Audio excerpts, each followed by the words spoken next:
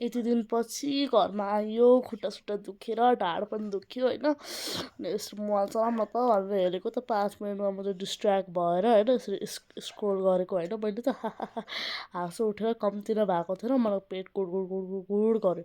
के गरौँ के खाऊँ भन्यो। मेरो आफ्नो फेभरेट हजमोला देखेँ जो मैले अस्ति नै किनेको थिएँ कि खोलेको त एक्सपायर भएर कालो न कालो। मलाई त्यस्तो रिस उठ्यो, मलाई भन्दै गर्थेँ।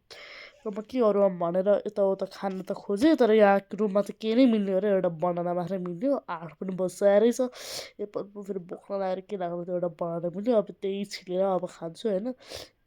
तर पनि हेर्नु न यस्तो सानो बनाना छ, एकैचोटिमा पेट भरिने बनाना जस्तो लाग्छ कि मलाई त कति कति बेला। त्यति बेला पनि पेटै भरेन होइन। कस्तो नोनिलो क्या। फेरि यो पनि एक्सपायर्ड त होइन भनेर थाहा थिएन मलाई। फेरि मैले खाएँ अर्को पनि, ओ माई गड यसको नाम चाहिँ डान्सिङ बनाना रहेछ।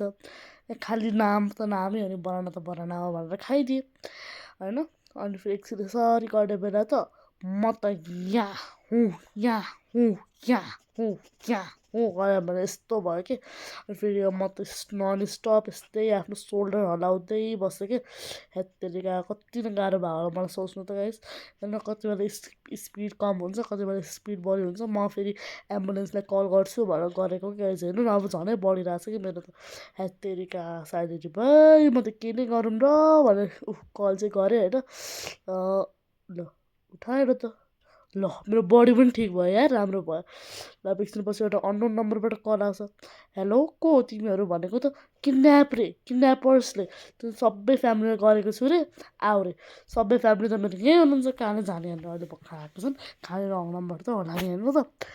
रोक बाउलाई त गराएन भनेर गरेको त होइन होइन सबै फ्यामिलीलाई गरेको भन्छ। तर मलाई त काटिदियो, म आउँछु भनेर, तर मैले गरेन। फेरि एकछिनपछि फेरि मेरो बडी यस्तै हुन्छ कि यार। यस्तो गरेँ होइन। फेरि पछि त मेरो कम्मर पनि हल्लिँदै स्टार्ट भयो। अब के गरौँ, यो मलाई के पो रोग लागेछ, मैले बुझिहालेँ केही त रोग लागेछ मलाई। यसो त हुनु होइन नि त बडीलाई त, हो कि नै। हेर्नु न ल अब उता पुगेपछि पनि मेरो बडी त हल्लेको रोकी नै रहेन। डक्टरको सामने मेरो यति लाज भयो।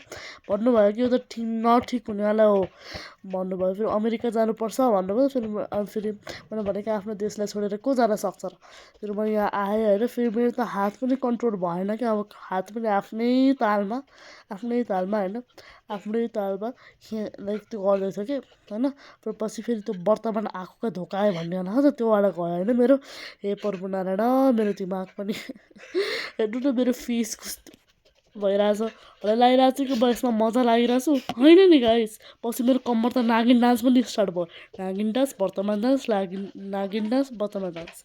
मेरो भाइले पनि मलाई केही फिकर गर्दैन कि। हेर्नु न पछाडि बनाना लिँदै गयो। हेर्नु न यस्तो रिस उठ्छ नि। हजुर नै भन्नु न म के गरौँ।